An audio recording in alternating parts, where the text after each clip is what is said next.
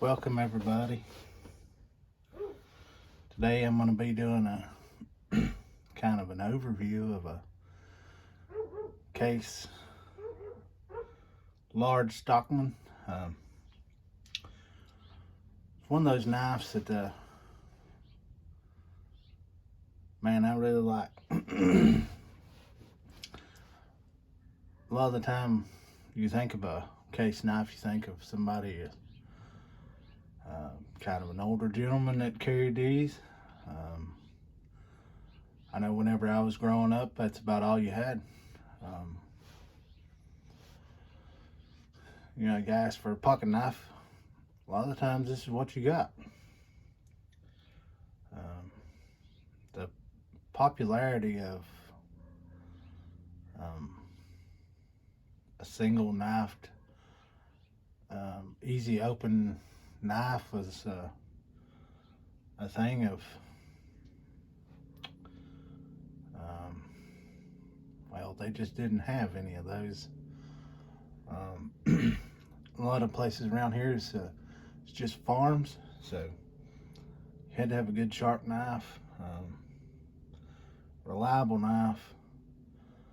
And that way, if you dulled one, you still had many more to choose from.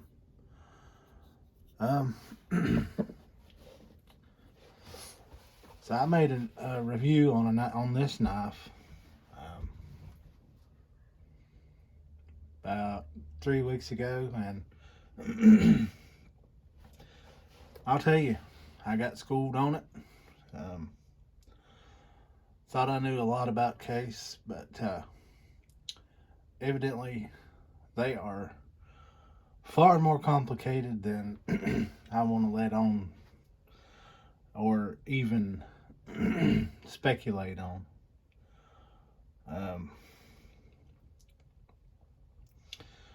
So yeah, there is a lot of information that I'm going to pass on to you. And it's up to you. This is the knife that I have, and I'll be giving this one to you just as a reference. There's a few hidden gems, sort of say, in this knife that I'm going to tell you about. First, I want to talk about the blades. Along with any kind of case knife, these are going to be stainless steel. A lot of these older knives, yeah, they're going to be about the same. In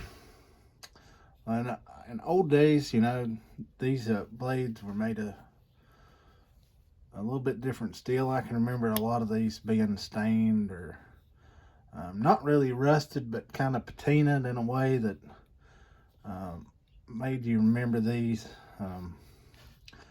I don't know. These are, of course, they're the true sharp, the surgical steel, stainless steel that the case puts in about all these knives. It just makes it a pretty nice knife that you can pull out of your pocket. And, hey, it's got a chrome coating on it. It's very sharp. It's just bad to the bone,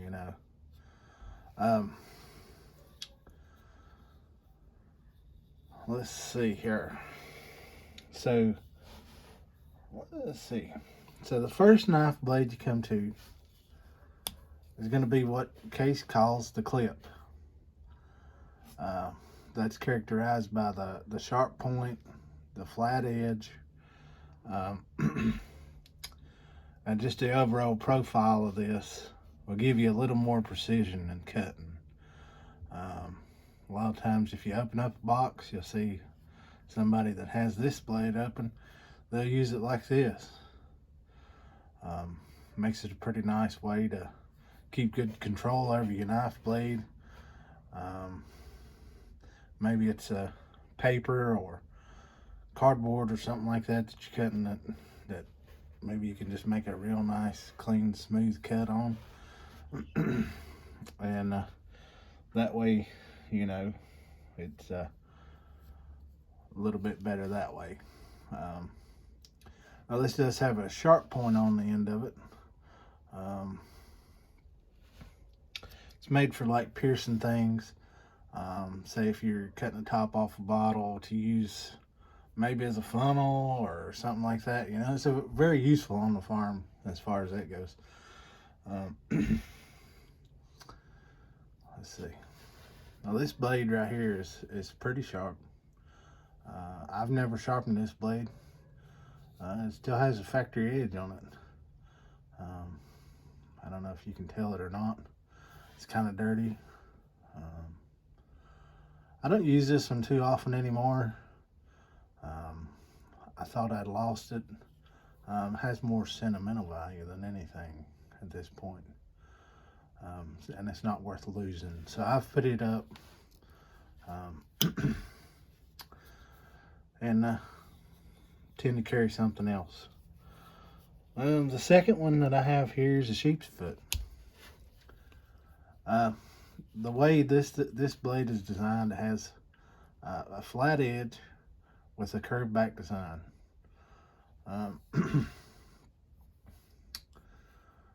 Well, this knife was designed to have a hard tip.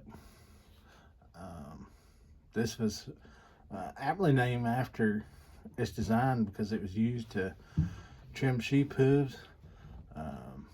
They needed a strong tip and a flat edge to trim hooves and things like that. You can do carving with this knife because it, you know, in theory, it is a stronger knife profile. Gives you a stronger tip for the fine things. And you could use it for carpentry. Say you've cut the end off a 2x4 and you've got a few of those sharp edges hanging off. You can take your pocket knife off or out and trim it up. Wouldn't take but just a second. You wouldn't have to have any other tools besides your saw and your pocket knife.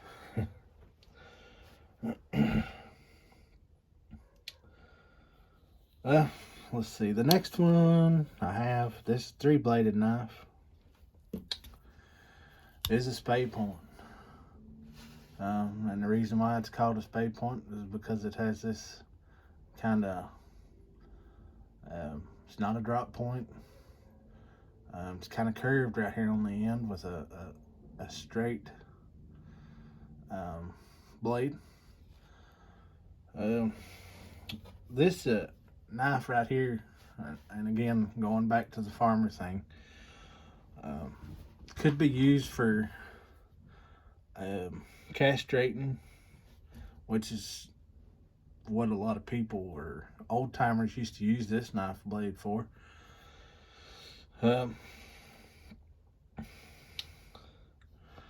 And it's also used for skinning game, small game especially. You didn't have to carry a big knife in the woods or the mountains with you to be able to, say, skin a squirrel or even field dress a deer. I'm quite sure that this knife could handle it. I'm pretty sure that you probably wouldn't want to, but you know, you probably could very well field dress about anything you wanted to with this knife, as long as it was, you know, the light to medium skin animals.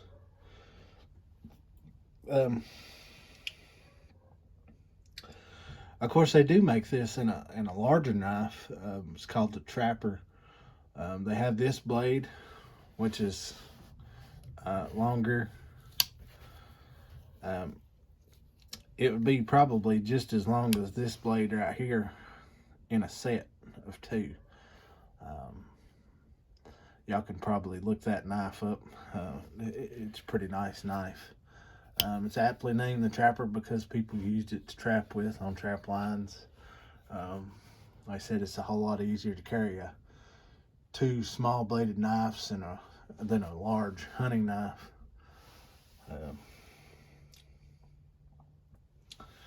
Now the blade lengths in order, I guess, from front to back. is 3.3, 2.3, and 2.2.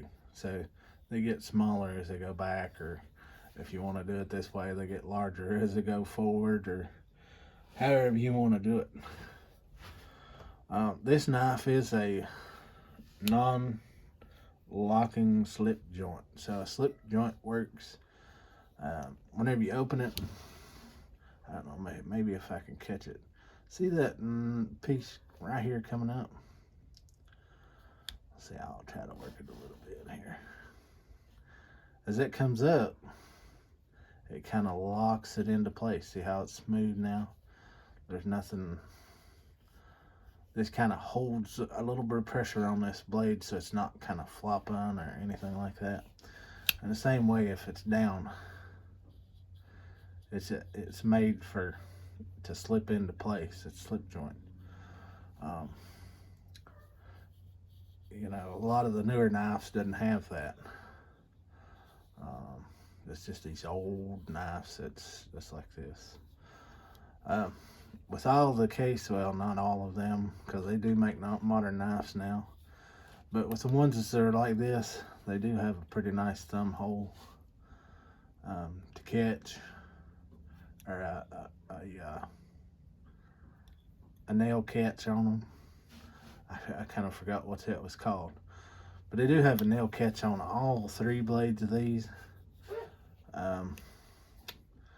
which make it pretty nice. You're not struggling to open it. It's kind of a bear to open if your hands are full. So you kind of want to make sure you have your knife ready and handy at all times. If you're going to start on something, you probably want to open it before you get started all the way on the project, or you might be struggling to get this thing open. Closed, it's 4¼ inches long, 4.25. The weight comes in at 4.2 ounces. And these things with any case knife, and I'll show you on this blade right here, they are made in the USA. They're made in Bradford, Pennsylvania. So it is an American company. Now, I don't know if maybe they take and outsource their materials, but they are completely made right here in the USA. Now, this is kind of the part that I got schooled on the last time. So if I leave anything out, my apologies. I didn't mean to, so I'll try to do my best to try to explain this in a way, but really and truly, if you don't understand, you probably need to do your own research. I don't know if y'all can tell it or not, but see, this is a case XX. Now, some of the research that I've done in the last week when I had time was that these X's right after the case was for the tempering process that they went through. So now I haven't found for sure whether it was 2 processes or 4 processes per X. But that's not the case now. See, the pun is case. But that's not truly what happens in these times. It is 2022, of course. They can keep track of better batches and things like that, but that was supposedly one of the ways that they kept up with what they were doing, what process they were in. They were a smaller company then. I guess in the 20s they started putting the case on the tang, which is right here now. Now this is a newer style.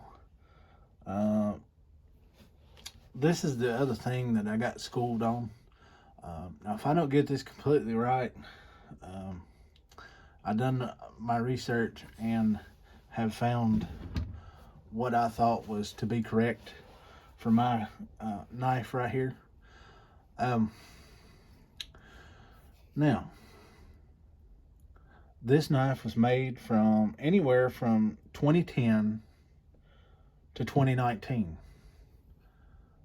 That being the case, symbol and the double X, and the way the X's are on the tang, um, this is the way they date stamped it. Um, to the best of my knowledge, the X's and dots that are, well, this knife does not have any dots. Um, but they are dots between the X's on the 2010, I guess, would be the 2010.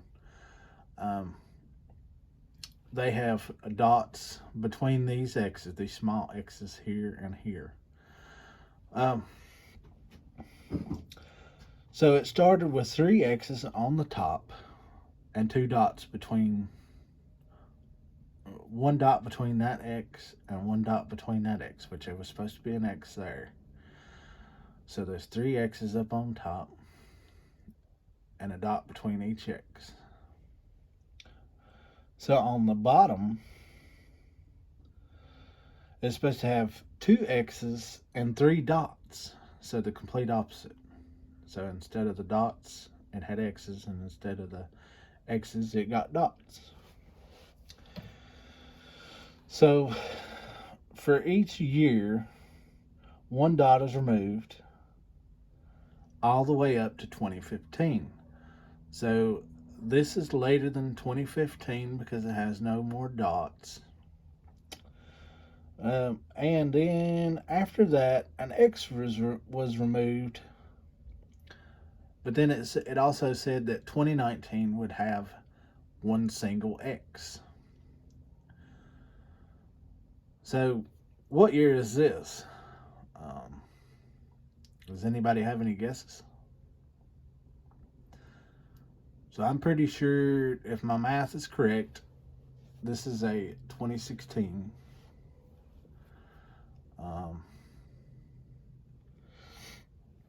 Because there was 3 X's and 2 dots. So for each year, 1 was removed. So there's 3, 4, 5, and 6. So starting in 2016, or let's see, starting at 2010, so that would have been 2016, because that would have been 6, as far as I can tell. There's a little more clear. But yeah, that's a date code that they started putting on. And there's many different arrangements of this style. Like I said, if you have one of these knives and you're just kind of curious at what year it is, best bet is to do some research. You can find out even, what year it is all the way back.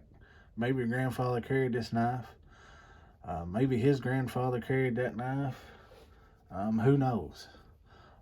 If it's one that your dad had from a long time ago and he's passed down to you, I'm quite sure that you could generally figure up a year or in a time frame of when that knife was made. I'm pretty sure in, what was it, pre-2010, I think they had a way of measuring, but prior to that, I think it was 99 maybe, or 2000. They had a special stamp that they done with 99 to like 93 or something. But anyway, this is how they dated all the knives, and with the newer technology and things of that nature. you could probably be able to tell what year it is based on that. Now, the other thing is you can also figure out a lot of things about this knife with a simple number. Some of you all may know, and this is a part of what I have been schooled on too. Let's see if we can get it to come into focus here. See, that's a USA and then a 6375. But then there's a SS on the bottom, which is pretty much the blade material. It's stainless steel. But really, the only thing that I'm going to focus on in this is those 4 numbers that are right in a row right there. Don't know if a lot of people know this or not. Some of you might. I'd been schooled on this. So, the way I understand it, the first one, like that 6 right there, is the blade material. Or not the blade material, but the handle material. So, the handle is a number 6, which is a jigged synthetic, which it doesn't give you color because this pattern on here is the pattern that is number 6 on here. So they have a specific pattern that is on this, and that's just what that is. So I got the color orange in it. I like the orange color. They have a whole plethora of colors. Maybe there's something that you like or a color that you like. More than likely, they're going to have something or very close to something that you like. I just happen to like orange. The number 3 on there is the number of blades. So it has 3 blades. I mean, I've already went over the blades. And a lot of times you come up to an old feed store or something and they had a lot of those old case knives sitting in there. Now, a lot of times you look at them and they're in a case just like this. A lot of them's folded out. Pretty proud to show these off. And a lot of times you picked it out, they went and got it out of the case, closed it all up, put it in a box, and sent you on your way. Or that's at least how it was in my area. I didn't particularly get this knife at a feed store. I got this knife at a, let's see, what is it? Smoky Mountain Knife Works down in Pigeon Forge, which is a pretty good knife place. If you've never been there, you probably need to go. The last 2 numbers, which is 7-5, and they go together. Which the first one is the handles, the second one was the blades. Those last 2 is 7-5, and that indicates that this is a large frame stockman. And I had that completely wrong the first time. I made the first video was I thought was a medium. Somebody pointed out that this was a large, and yeah, so I done a little bit of research, and yeah, they're absolutely correct. Thank you to whoever pointed that out, by the way.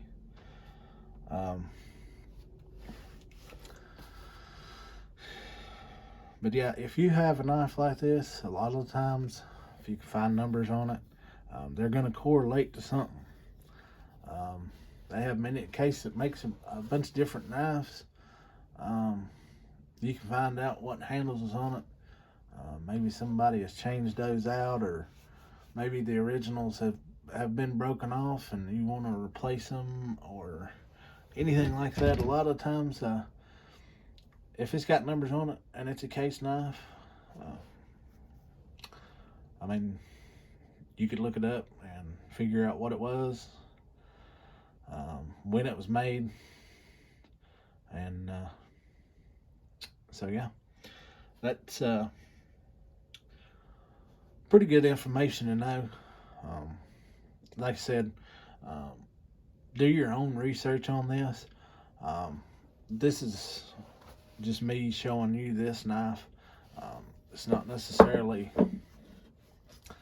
um, and I may be completely wrong on that instance, but um, I've done enough research that I feel that I'm um, pretty well correct on this now. Um, so the price point on these is $70 to $80. That's fair price for these. Um, I can tell you, I didn't give that for that in 2016, but that's what a large stockman's going for right now. Um, and that's on an online price. And I would say that you could probably maybe find a place that um, sells case knives or um, is a broker in those. Um, Maybe get it a little cheaper. I know sometimes if they've got these sitting around for a hot minute, they like to put them on sale and sell them and bring in some new stuff. Um, but case is a forever knife. If you can keep up with it that long, um, a lot of these knives that I can remember from my childhood, a lot of old timers eating apples with them and topping tobacco with these and doing a whole lot of stuff. And they would work out in the field and do stuff all day long with these knives, and they were durable. They'd last a long time. A lot of times, a guy would pass away with one of these in his pocket, and it would be passed down to their sons, and maybe their sons, and maybe their sons. Some of these knives that predate the 20s, they could be worth some money now. But a lot of times, it doesn't matter how much they cost. It's a family heirloom that gets passed down. A lot of times you look at that old case knife, pull it out of your pocket and look at it and say, well, it's my granddaddy's knife.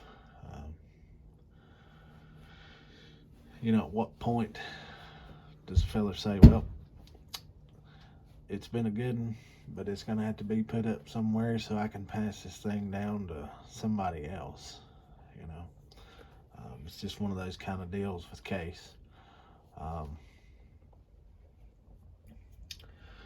That's about all I got for you with this knife.